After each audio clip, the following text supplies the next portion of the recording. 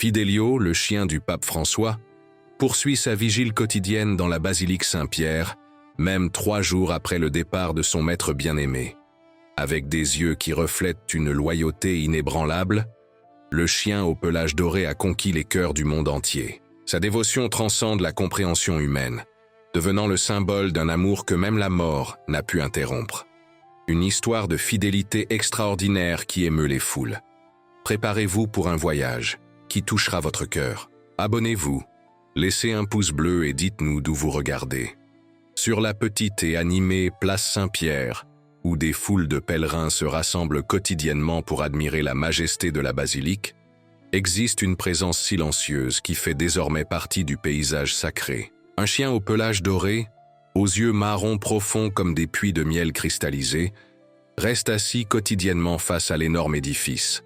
Ses yeux, fenêtres sur une âme qui semble comprendre plus que tout humain ne pourrait l'imaginer, se fixent sur le balcon principal avec une intensité qui défie les explications rationnelles. C'est comme si le temps s'était arrêté pour lui, comme si chaque minute n'était qu'un grain de sable dans le sablier infini de son attente. C'est Fidelio, pas un simple animal de compagnie, mais le fidèle compagnon du défunt pape François, et un symbole vivant d'une dévotion qui transcende les limites de la compréhension humaine. Des touristes passent, certains s'arrêtent, photographient, d'autres offrent des friandises ou essaient de le caresser. Il accepte gentiment les offrandes, incline brièvement la tête pour le toucher, mais ses yeux ne quittent jamais ce balcon. Qu'attend Fidelio? Qui cherche-t-il avec une telle persistance que même le passage des saisons ne peut ébranler? L'histoire que nous sommes sur le point de raconter n'est pas seulement celle d'un chien, c'est celle d'un lien qui défie le temps, la mort et les limitations que nous croyons exister entre différentes espèces. C'est celle de la façon dont l'amour, dans sa forme la plus pure, peut persister même lorsque la raison nous dit qu'il aurait dû s'éteindre. Fidelio est apparu dans la vie du pape François lors d'une de ses promenades dans les quartiers les plus modestes de Rome. C'était un jour d'automne. Les feuilles dorées couvraient les rues étroites, et le leader de l'Église catholique, toujours enclin à rompre les protocoles pour être plus proche des nécessiteux, marchait discrètement accompagné de seulement 2 gardes de sécurité. C'est alors que le pape François aperçut une scène qui l'arrêta immédiatement. Un chiot maigre, couvert de boue, buvant de l'eau d'une flaque sale. Le pape s'approcha lentement pour ne pas effrayer l'animal. Le chiot leva la tête, regarda directement l'homme en blanc et, contre toute attente, ne s'enfuit pas. Au lieu de cela, il chancela vers lui et s'assit à ses pieds, comme s'il reconnaissait quelque chose de spécial chez cet étranger. Ce fut une rencontre que beaucoup qualifieraient de prédestinée. Un moment de connexion si profonde que les gardes de sécurité, des hommes entraînés à rester impassibles, ne purent contenir leur émotion en témoignant de la scène. Contre toutes les traditions et protocoles centenaires, le pape décida que ce petit être abandonné trouverait un foyer au Vatican. Naquit ainsi une amitié qui charmerait le monde dans les années suivantes, et qui maintenant, 3 jours après le départ du pontife de ce monde, continue d'émouvoir et d'intriguer tous ceux qui témoignent de la vigile inlassable de Fidelio. La sœur Maria Consolata, une religieuse de 78 ans responsable des jardins du Vatican, fut la première à remarquer les signes. Ce matin de brume, alors que les premières nouvelles sur l'état de santé du pape commençaient à circuler dans les enceintes sacrées, Fidelio démontra un comportement inhabituel. Le chien, normalement calme et affectueux, refusa de manger. Il resta assis dans le couloir qui menait aux appartements pontificaux, émettant occasionnellement un gémissement bas, presque une lamentation. « Il sait », murmura la sœur pour elle-même, sentant un frisson parcourir sa vieille colonne vertébrale. D'une manière ou d'une autre, il sent ce qui va arriver. Les médecins allaient et venaient précipitamment, leurs expressions de plus en plus sombres au fil des heures. Le monde extérieur ne savait pas encore la gravité de la situation. Mais à l'intérieur de ces murs historiques, le poids de l'inévitable commençait à se faire sentir. Et Fidelio, comme une sentinelle fidèle, ne bougeait pas de son poste. Lorsque finalement la grande cloche de la basilique sonna cet après-midi du 21 avril 2025, annonçant la triste nouvelle qui en un instant parcourrait le monde, le décès du pape François à l'âge de 88 ans, victime d'un accident vasculaire cérébral aggravé par une insuffisance cardiaque. Fidelio leva la tête et émit un hurlement long et pénétrant qui résonna dans les couloirs de marbre. Ce n'était pas un son de chien ordinaire.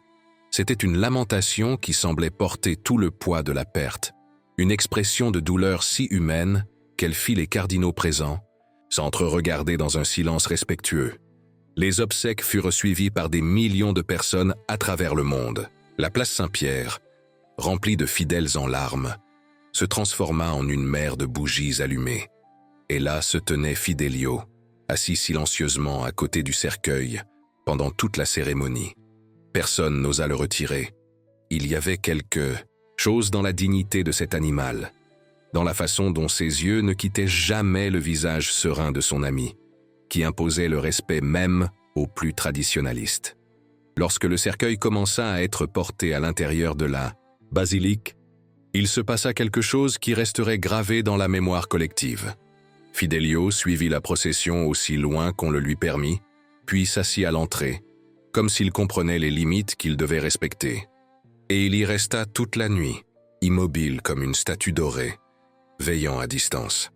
Le lendemain, lorsque les employés arrivèrent, ils s'attendaient à trouver le chien épuisé, ayant peut-être finalement cédé à la fatigue et cherché du réconfort dans un coin familier du Vatican. Mais Fidelio avait changé de position. Il était maintenant assis devant la basilique, les yeux fixés sur le balcon d'où le pape donnait habituellement ses bénédictions. Et ainsi commença sa vigile, une attente qui continuerait pendant des jours, des semaines, des mois, et finalement, des années. Les premières semaines furent les plus difficiles pour ceux qui s'étaient attachés à Fidelio. Ils essayèrent, tout pour le distraire, pour le faire reprendre sa routine normale.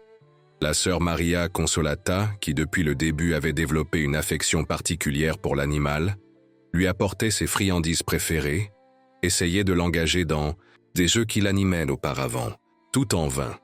Fidelio acceptait la nourriture, permettait de brèves caresses, mais retournait vite à son poste, à son regard vigilant dirigé vers le balcon vide.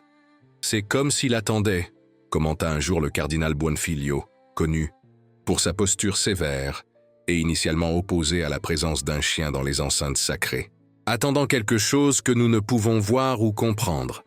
Le comportement de Fidelio n'est pas passé inaperçu aux visiteurs.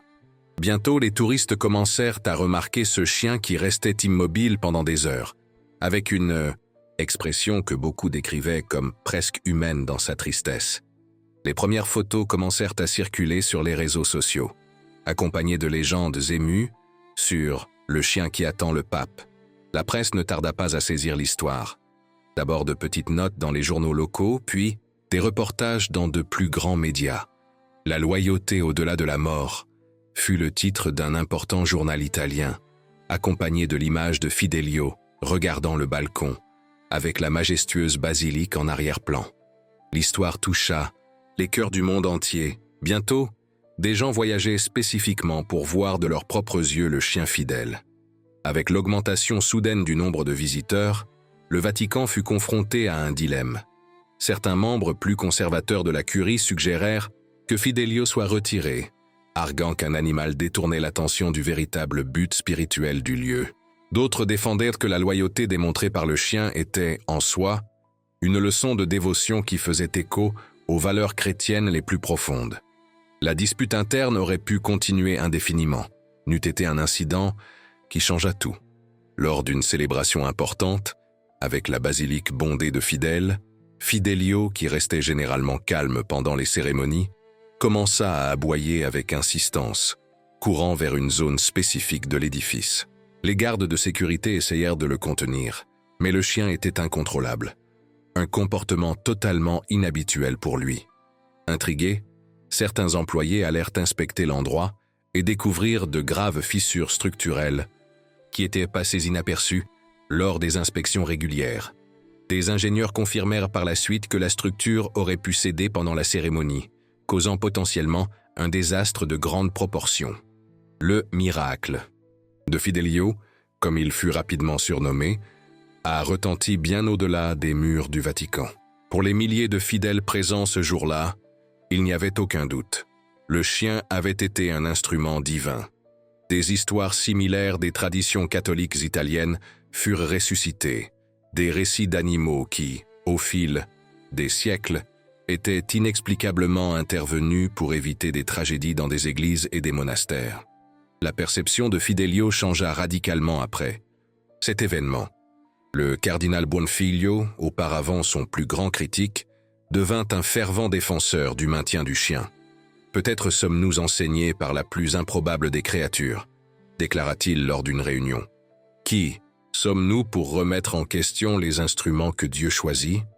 Pendant ce temps, la sœur Maria Consolata, maintenant âgée de 79 ans et à la santé de plus en plus fragile, continuait d'être la principale soignante de Fidelio. Chaque matin, quel que soit le temps, elle marchait lentement jusqu'à l'endroit où le chien maintenait sa vigile, lui apportant nourriture et eau. Souvent, elle s'asseyait silencieusement à ses côtés, partageant des moments de contemplation qui dispensaient de mots. Ce fut pendant l'un de ces moments, un matin particulièrement clair et froid, qu'elle remarqua un changement dans le comportement de Fidelio. Pour la première fois en près de 6 mois, le chien détourna complètement son attention du balcon. Ses oreilles se dressèrent, son corps se tendit, et il fixa son regard sur un point précis de la foule qui se formait sur la place. Suivant la direction du regard de Fidelio, la sœur vit un monsieur âgé, d'apparence fragile, mais avec une posture digne. Il y avait quelque chose de familier en lui, une ressemblance qu'elle ne parvenait pas à préciser immédiatement. Avant qu'elle ne puisse y réfléchir davantage, il se passa quelque chose d'extraordinaire. Fidelio se leva d'un bond et courut vers l'étranger, ce qu'il n'avait fait pour aucun visiteur en tous ces mois. Le visiteur, aussi surpris que tous ceux qui l'entouraient, resta immobile tandis que le chien s'approchait. Quand Fidelio arriva près de lui, il ne sauta pas et ne montra pas d'excitation. Au lieu de cela, il s'assit calmement à ses pieds et lui tendit la patte, comme pour une salutation formelle. « Je ne l'ai jamais vu auparavant », balbutia l'homme, visiblement ému et confus. La scène attira l'attention immédiate.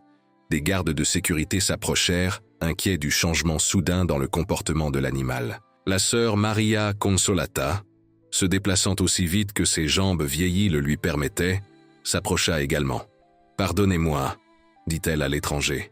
« Mais vous devez être très spécial. Fidelio n'a fait cela avec personne d'autre depuis le départ du Saint-Père », compléta l'homme avec un accent qui révélait ses origines du nord de l'Italie. « Je suis Pietro Bergoglio, cousin au second degré de sa sainteté. » Le silence qui suivit fut rompu seulement par le soupir collectif des personnes autour, qui s'étaient arrêtées pour observer la scène. La ressemblance, maintenant qu'il s'était identifié, était évidente, les mêmes yeux doux, les traits du visage qui, malgré la différence d'âge, faisaient écho à ceux du défunt pontife. La nouvelle de la rencontre s'est répandue comme une traînée de poudre. En l'espace de quelques heures, des journalistes envahissaient la place Saint-Pierre, tous désireux de documenter le miracle de la reconnaissance, comme on l'appelait déjà. Pour de nombreux fidèles, il n'y avait pas d'explication rationnelle. Comment un chien pouvait-il reconnaître la parenté entre deux personnes qu'ils n'avaient jamais vues ensemble? Serait-ce une autre démonstration de la connexion extraordinaire que Fidelio partageait avec le pape François? Pietro Bergoglio, médecin retraité menant une vie discrète loin des projecteurs, se retrouva soudainement au centre d'une tempête médiatique. Réticent au début, il finit par accepter une brève interview, au cours de laquelle il expliqua qu'il n'avait jamais eu de contact étroit avec son illustre cousin, le pape François, après l'élévation de celui-ci au pontificat. Nous venons d'une branche éloignée de la famille. Notre dernière rencontre remonte à des funérailles familiales, il y a des décennies, expliqua-t-il, encore visiblement ébranlé par la réaction de Fidelio. Je ne peux pas expliquer pourquoi cet animal est venu à moi. Peut-être sont-ce les gènes, l'odeur familière, ou peut-être quelque chose qui transcende notre compréhension scientifique. Dans les jours qui suivirent, une nouvelle routine s'instaura. Pietro visitait quotidiennement le Vatican, et Fidelio partageait son temps entre regarder le balcon et s'asseoir aux côtés du cousin du pape. Pour ceux qui en étaient témoins, c'était comme si le chien avait trouvé un fragile compromis entre sa vigile éternelle et un nouveau lien qui le connectait d'une manière ou d'une autre au passé. Là, Sœur Maria Consolata observait tout avec un mélange de joie et de mélancolie. C'est comme si Dieu avait envoyé une consolation, confia-t-elle à une collègue. Pas seulement pour Fidelio, mais pour nous tous qui ressentons la perte. Pendant que cette nouvelle dynamique s'établissait, une autre situation se développait. En coulisses, le nombre croissant de pèlerins venant spécifiquement voir Fidelio causait des préoccupations logistiques. Des files d'attente se formaient, des gens attendaient des heures juste pour prendre une photo avec le chien. Certains apportaient même des objets pour être bénis par le toucher de l'animal, une pratique qui alarma les autorités ecclésiastiques. Le cardinal Buonfiglio, maintenant convaincu de l'importance symbolique de Fidelio, se trouvait dans une position délicate. D'une part, il reconnaissait la valeur inspirante de l'histoire. D'autre part, il craignait que la situation ne dévie vers quelque chose proche de l'idolâtrie. Nous devons nous rappeler que, aussi spécial que soit cet animal, il n'est qu'une créature de Dieu, comme nous tous, déclara-t-il lors d'une réunion avec d'autres cardinaux. Nous ne pouvons pas permettre que l'admiration se transforme en quelque chose qui contredit nos enseignements fondamentaux. La solution proposée fut de créer des horaires spécifiques pour les visites à Fidelio, tentant ainsi d'organiser le flux de personnes. Mais la mise en œuvre de cette mesure s'avéra plus difficile que prévu. Le chien, après tout, n'était pas un objet d'exposition qui pouvait être placé et retiré à volonté. Il maintenait sa propre routine, ses moments de vigile, ses périodes de repos. Ce fut au milieu de cette controverse qu'une proposition inattendue surgit. Charles Blackwood, un milliardaire américain connu pour son empire de complexes hôteliers, à Thème, offrit une somme astronomique au Vatican en échange de Fidelio. Son intention, expliquée dans une lettre formelle adressée à la secrétairerie d'État du Vatican, était de créer une exposition permanente appelée « Fidélité éternelle » dans son nouveau complexe hôtelier à thème religieux en Floride. Des millions de personnes qui n'auront jamais l'occasion de visiter Rome pourront être témoins de cette histoire inspirante, arguait Blackwood dans sa proposition. Les fonds donnés seraient exclusivement dirigés vers les œuvres de charité précédemment soutenues par sa sainteté. L'offre, bien que tentante d'un point de vue financier, créa une profonde division au sein de la hiérarchie ecclésiastique. Certains arguaient que les ressources pourraient bénéficier à d'innombrables nécessiteux à travers le monde. D'autres considérèrent la proposition comme une commercialisation inacceptable de quelque chose qui était devenu sacré dans sa simplicité. La sœur Maria Consolata, en prendre connaissance de la situation, sentit une détermination qu'elle n'avait pas ressentie depuis des années. Malgré son âge avancé et sa position relativement modeste dans la hiérarchie, elle sollicita une audience avec le cardinal Buonfiglio. À sa surprise, elle fut reçue immédiatement. « Éminence », dit-elle d'une voix ferme, bien que ses mains tremblassent légèrement. « Fidelio n'est pas un objet que nous pouvons vendre ou transférer. Il a choisi d'être ici. Il a choisi sa vigile. Je crois que nous devons respecter ce choix, tout comme nous respecterions la vocation de tout être qui se consacre à servir dans ce lieu sacré. » Le cardinal observa la vieille religieuse pendant un long moment avant de répondre. Il y avait un nouveau respect dans son regard, comme s'il voyait enfin au-delà de la figure fragile devant lui. « Croyez-vous vraiment qu'un animal puisse avoir une vocation, ma sœur ?» demanda-t-il, non avec sarcasme, mais avec une curiosité sincère. « Je crois que Dieu parle à travers toutes ces créatures, éminence, et je crois que nous devons avoir assez d'humilité pour écouter, même lorsque le message vient d'où nous l'attendons le moins. » Sa réponse simple, dépourvue d'arguments théologiques complexes, a touché quelque chose de profond chez le cardinal. Ce même après-midi, il convoqua une réunion d'urgence pour discuter de la proposition de Blackwood. La nouvelle de l'offre, inévitablement, filtra dans la presse. En l'espace de quelques heures, les réseaux sociaux furent inondés du hashtag « Si Fidelio n'est pas à vendre ». Des personnes de différents credos et nationalités se manifestèrent contre l'idée de retirer le chien de son poste de vigile. Ce à quoi personne ne s'attendait. Ce fut la réaction de Pietro Bergoglio, le discret médecin retraité qui jusqu'alors s'était tenu à l'écart des controverses, sollicita formellement une chance de s'exprimer devant les cardinaux qui décideraient du destin de Fidelio. « Je ne viens pas en tant que parent d'un homme qui a occupé le trône de Saint-Pierre, déclara-t-il avec simplicité. Je viens en tant que témoin de quelque chose d'extraordinaire. Ce chien, pour des raisons que je ne comprends pas entièrement, a reconnu en moi quelque chose de l'homme qu'il aimait. Si nous retirons Fidelio de cet endroit, nous couperons le dernier lien vivant qu'il maintient avec son passé, avec son but. Les mots de Pietro, dépourvus de rhétorique élaborée, portaient le poids de l'authenticité. À la fin de la réunion, le cardinal Buonfiglio annonça la décision. L'offre de Blackwood serait poliment refusée. Fidelio resterait au Vatican, là où son cœur a clairement choisi d'être. La nouvelle fut accueillie avec joie par les admirateurs du chien fidèle. La sœur Maria Consolata, apprenant la décision, s'agenouilla dans sa petite chapelle et pleura des larmes de gratitude. Pour elle, le maintien de Fidelio représentait quelque chose de plus grand que l'histoire d'un animal dévoué. C'était un rappel que, dans un monde de plus en plus pragmatique, il y avait encore de la place pour reconnaître la valeur des liens qui transcendent les explications rationnelles. Ce que personne ne pouvait prévoir, cependant, c'est qu'une nouvelle épreuve attendait à l'horizon. 8 mois après le début de la vigile de Fidelio, des employés du Vatican remarquèrent que le chien était plus lent, sa respiration parfois haletante sans raison apparente. La sœur Maria Consolata fut la première à s'apercevoir qu'il laissait de la nourriture dans sa gamelle, ce qui ne s'était jamais produit auparavant. Le docteur Marco Rossi, vétérinaire respecté à Rome et bénévole depuis des années dans des programmes de soins pour animaux de rue, fut appelé pour examiner Fidelio. Après une série d'examens, le diagnostic fut un choc.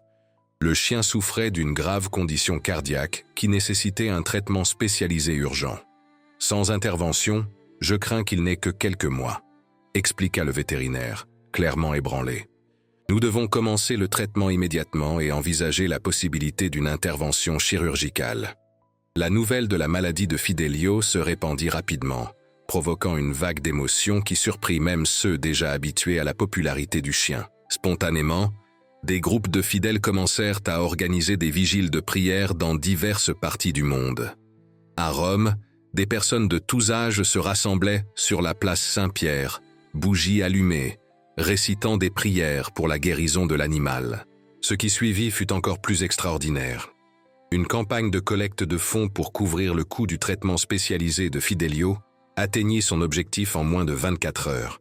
Les contributions vinrent de tous les continents, souvent accompagnées de messages émus sur la façon dont l'histoire du chien a touché des vies. « Ma mère est en phase terminale d'un cancer », écrivit une donatrice des États-Unis. L'histoire de Fidelio est la dernière chose qui la fait sourire chaque jour. S'il vous plaît, sauvez cet ange à pattes. Pietro Bergoglio, qui depuis sa rencontre avec Fidelio était devenu une présence constante au Vatican, se proposa d'accompagner personnellement tout le traitement. J'ai de l'expérience médicale et, plus important encore, il semble à l'aise avec ma présence, argumenta-t-il. Je veux être à ses côtés à chaque étape de ce processus. Fidelio fut transféré dans une clinique vétérinaire spécialisée, où une équipe internationale de spécialistes mit en place un protocole de traitement intensif. Pendant les semaines qui suivirent, les bulletins quotidiens sur son état de santé étaient attendus avec anxiété par des gens du monde entier. La sœur Maria Consolata, dont la santé s'était considérablement fragilisée ces derniers mois, insista pour rendre visite au chien quotidiennement, malgré les recommandations médicales de se reposer. « Il a été là pour nous tous », disait-elle avec simplicité. « Maintenant, c'est à notre tour d'être là pour lui. » Ce fut lors d'une de ces visites que la vieille religieuse fut témoin d'un moment que beaucoup qualifièrent de miraculeux. Fidelio, jusqu'alors apathique à cause des médicaments, leva soudain la tête lorsqu'elle entra dans la chambre. Ses yeux, bien qu'encore marqués par la fatigue, semblèrent s'illuminer. Avec un effort visible, il se leva sur ses pattes tremblantes et marcha jusqu'à elle, posant sa tête sur ses genoux lorsqu'elle s'assit. « Tu vas t'en sortir », murmura-t-elle, les larmes coulant sur son visage ridé. « Il y a beaucoup plus d'amour à donner et à recevoir dans ce monde. » Comme s'il comprenait chaque mot, Fidelio émit un son bas, presque un soupir d'assentiment. À partir de ce jour, à la surprise de l'équipe médicale, sa récupération s'accéléra significativement. 3 semaines plus tard, Fidelio était assez fort pour retourner au Vatican. Son arrivée fut accueillie par une célébration discrète, mais émue. Le cardinal Buonfiglio, brisant un autre protocole, bénit personnellement l'animal lors d'une petite cérémonie à laquelle n'assistèrent que ceux les plus proches de l'histoire. Que sa loyauté continue de nous inspirer tous à être dignes de l'amour que nous recevons, déclara le cardinal, en des mots que beaucoup interprétèrent comme une référence non seulement à Fidelio, mais aussi à l'héritage du pape que le chien avait tant aimé. Pendant sa convalescence, une nouvelle découverte apporta une dimension supplémentaire à l'histoire. Jean Dubois, un jeune séminariste brésilien intéressé par les archives historiques, trouva, lors d'une recherche sans rapport, un document écrit par le pape François lui-même, quelques jours avant son décès par AVC, le 21 avril 2025. Le document, une lettre, personnelle qui n'avait apparemment jamais été envoyée, mentionnait spécifiquement Fidelio. « S'il m'arrive quelque chose, j'aimerais que mon fidèle ami trouve la paix sur la propriété de ma famille, la petite Oliveraie où j'ai passé mes étés d'enfance. Il a toujours montré un amour particulier pour les grands espaces, et je crois qu'il pourrait y courir librement, comme tout être vivant le mérite. » La calligraphie du pape François, bien que tremblante, témoignait de l'affection spéciale qu'il nourrissait pour son compagnon canin. La découverte causa de la consternation. Les souhaits exprimés par le défunt pontife n'avaient jamais été exaucés. Au lieu de cela, Fidelio avait choisi sa propre forme de deuil, sa propre expression de loyauté. Lorsque le document fut officiellement présenté à la maison pontificale, famille papale, une nouvelle controverse surgit. Les parents les plus proches contestèrent l'authenticité de la lettre, arguant que la propriété mentionnée avait été vendue des années auparavant et que, de toute façon, ils n'avaient pas les moyens de s'occuper correctement d'un animal. Pietro Bergoglio, bien qu'appartenant à une branche éloignée de la famille, se manifesta publiquement contre cette position. Si le souhait était que Fidelio ait de l'espace pour courir librement, nous pouvons honorer cette intention même. Si la propriété d'origine n'est plus disponible, déclara-t-il dans une interview. J'ai une petite propriété près de Rome. Je serais honoré d'offrir cet espace comme foyer pour Fidelio, lui permettant également de maintenir ses visites au Vatican. La proposition de Pietro généra un débat intense sur le véritable sens de la loyauté. Serait-il plus respectueux de suivre à la lettre les souhaits écrits, même si les circonstances avaient changé, ou honorer l'esprit de l'intention en l'adaptant à la réalité actuelle? La sœur Maria Consolata, consultée sur le sujet, offrit une perspective qui surprit beaucoup. « Peut-être devrions-nous demander à Fidelio », suggéra-t-elle avec la simplicité qui la caractérisait. « Il a déjà fait son choix une fois. Peut-être devrions-nous faire confiance à sa sagesse à nouveau. » La suggestion, initialement vue comme excentrique, a pris de l'ampleur lorsque le docteur Rossi, vétérinaire responsable du traitement de Fidelio, exprima son soutien à l'idée. Les animaux, en particulier ceux ayant des liens émotionnels forts comme Fidelio, montrent des préférences claires pour les lieux et les personnes. Observer ces préférences peut en effet être l'approche la plus compatissante. Ainsi, une expérience unique fut proposée. Fidelio serait emmené pour connaître la petite propriété de Pietro Bergoglio. Sa réaction au lieu serait soigneusement observée, sans pression ni attente. Ensuite, il retournerait au Vatican, où sa routine habituelle continuerait. Le jour désigné, un petit groupe accompagna Fidelio jusqu'à la propriété rurale. Le chien, encore en convalescence mais visiblement plus fort, explora curieusement le terrain ensoleillé, avec ses oliviers anciens et ses ruisseaux sinueux. Lorsqu'il arriva sur une petite colline qui offrait une vue panoramique du paysage, Fidelio s'arrêta, s'assit et observa l'horizon pendant de longues minutes. « Il semble en paix ici », commenta Pietro, ému par la scène. « Oui, mais son cœur est divisé », répondit la sœur Maria Consolata, observant comment le chien tournait occasionnellement la tête en direction de Rome, comme s'il cherchait la silhouette de la basilique à l'horizon lointain. Dans les mois qui suivirent, une solution unique fut mise en œuvre.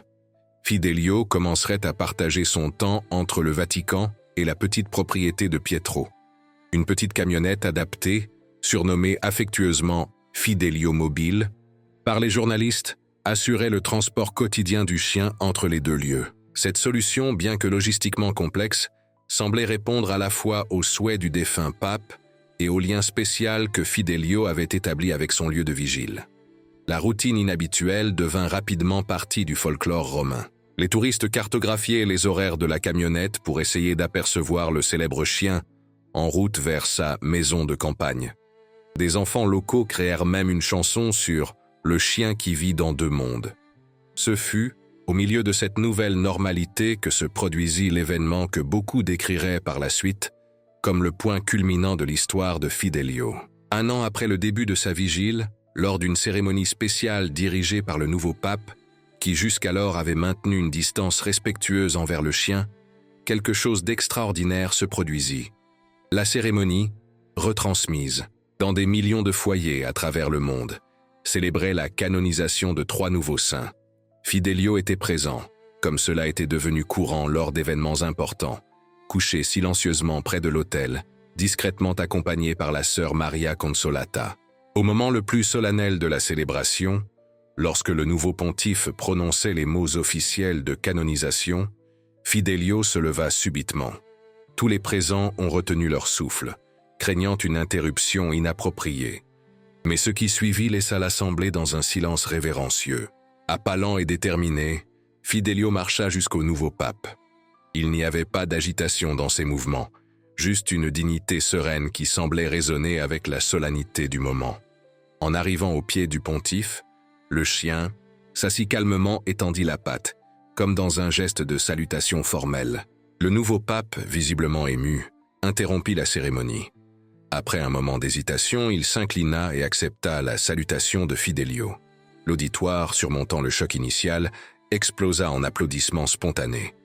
Les larmes coulaient, librement sur les visages des cardinaux et des fidèles ordinaires.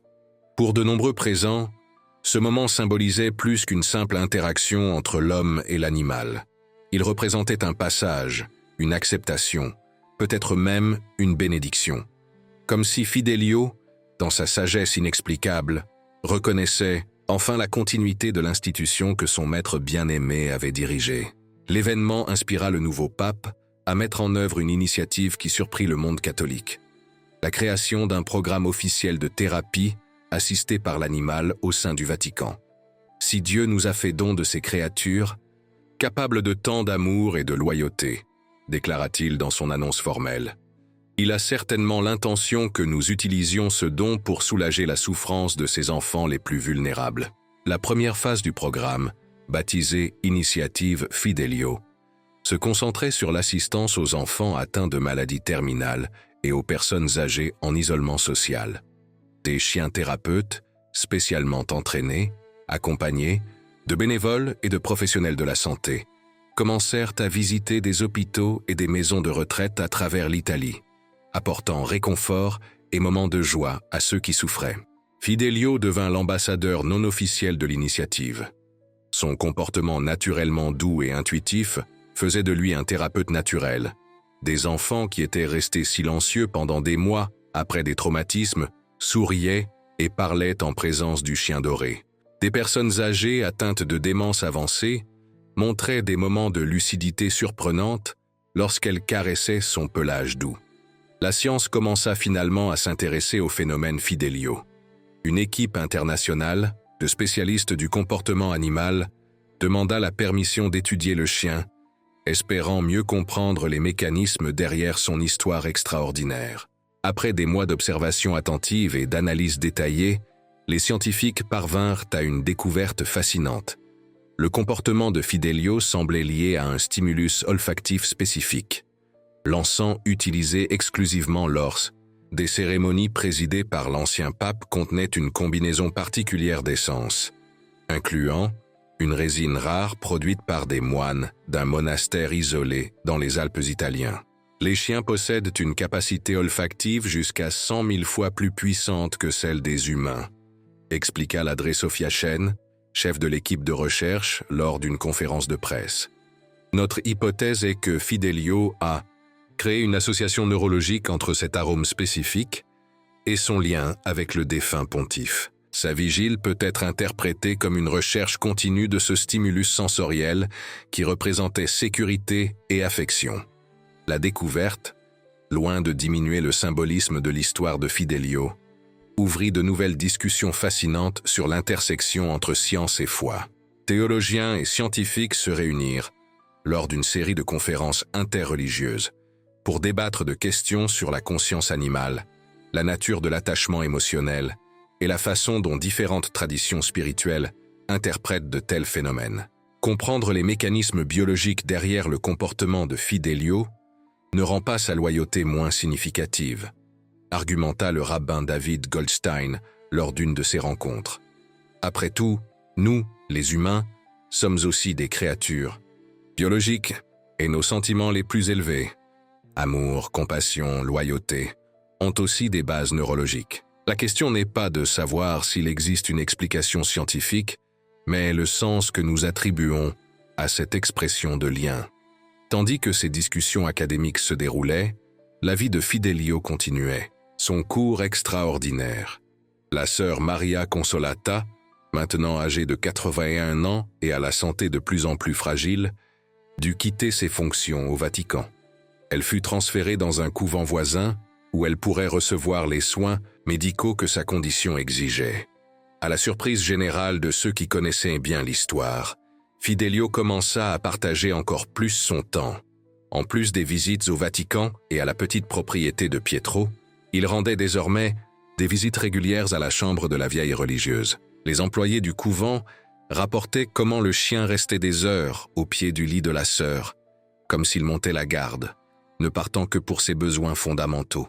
« Il fait pour moi ce qu'il a fait pour le Saint-Père », confia la sœur à une collègue, les larmes aux yeux. « Il apporte du réconfort dans le dernier voyage. C'est un ange à pattes. » Lorsque la nouvelle que la santé de la sœur Maria Consolata s'était considérablement détériorée parvint au Vatican, le nouveau pape a fait quelque chose sans précédent. Il visita personnellement le couvent pour administrer les derniers sacrements, accompagné par Fidelio. La scène, capturée dans une photographie discrète par une novice, est devenue instantanément iconique. Le pontife d'un côté du lit, le chien doré de l'autre, et entre eux, la vieille religieuse souriant sereinement, ses mains ridées les touchant tous deux dans un triangle parfait de connexion. 3 jours plus tard, la sœur Maria Consolata s'éteignit paisiblement dans son sommeil. Fidelio, qui était resté à ses côtés jusqu'à la fin, démontra une fois de plus un comportement qui défiait les explications conventionnelles. Après le décès, il marcha jusqu'à la petite chapelle du couvent et s'allongea silencieusement devant l'autel, restant immobile pendant des heures. Les obsèques de la sœur, qui en vie avait été une figure modeste et discrète, attirèrent une foule surprenante. Outre la communauté religieuse, vinrent des gens ordinaires qui avaient été touchés par l'histoire de sa dévotion à Fidelio. Le chien lui-même suivit le cortège funèbre avec une dignité qui impressionna tout le monde. Après 2 années, complètes depuis le début de son extraordinaire voyage, Fidelio était devenu bien plus qu'un symbole de loyauté canine. Il représentait quelque chose de profondément humain. La capacité à s'adapter sans abandonner les liens du passé, à trouver de nouveaux buts sans trahir d'anciennes loyautés. Ce fut lors d'un pèlerinage spécial à la ville natale du Prince-Saint défunt pape, organisé pour marquer l'anniversaire de son décès, que se produisit ce que beaucoup considérèrent comme le chapitre final de cette histoire extraordinaire. Fidelio, qui avait été emmené pour l'événement à la demande spéciale des organisateurs, échappa momentanément aux soigneurs pendant une pause dans la procession. Des témoins rapportèrent avoir vu le chien courir avec détermination dans des ruelles étroites, comme s'il suivait une carte visible seulement pour lui. Lorsqu'on le rattrapa finalement, Fidelio était assis patiemment devant une petite chapelle rurale, presque cachée parmi des arbres centenaires. La chapelle, découvrit-on par la suite, avait été un refuge personnel du défunt pontife pendant sa jeunesse. C'était un lieu rarement mentionné dans les biographies officielles, connu seulement de quelques confidents proches.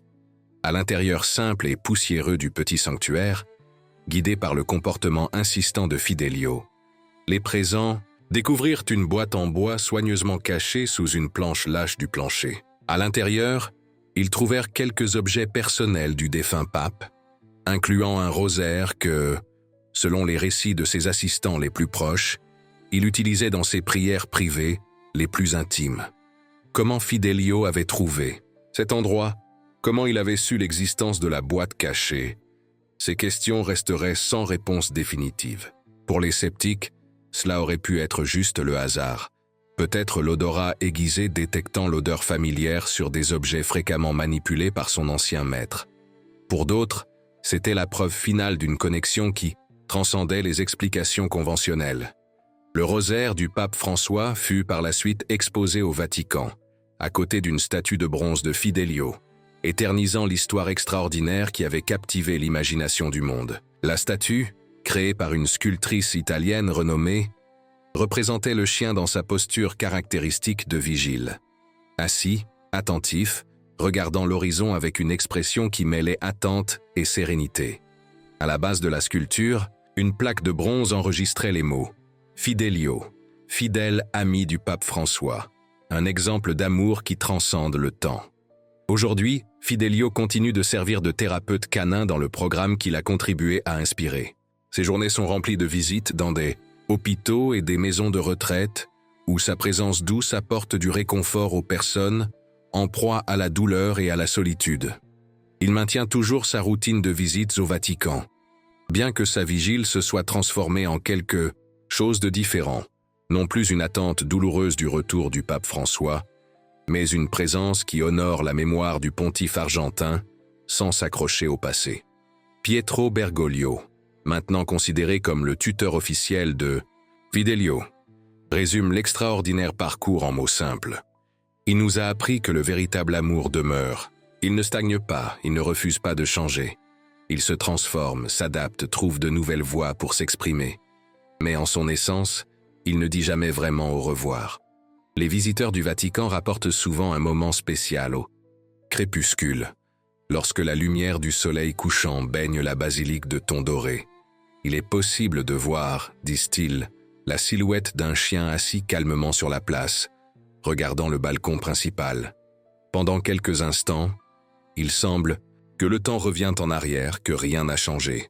Puis doucement, Fidelio se lève et marche vers son nouveau but, portant avec lui l'héritage d'un amour qui, en se transformant, est devenu éternel. C'est l'histoire de Fidelio, le chien qui n'a pas voulu dire adieu. Une histoire sur la façon dont parfois, le refus d'accepter l'adieu peut ouvrir des portes à de nouveaux commencements. Une histoire qui, comme Fidelio lui-même, continue d'inspirer les gens du monde entier à reconnaître la beauté et le pouvoir des liens que nous formons, avec les humains, avec les animaux, avec le divin, et comment ces liens, lorsqu'ils sont vrais, transcendent même la séparation finale.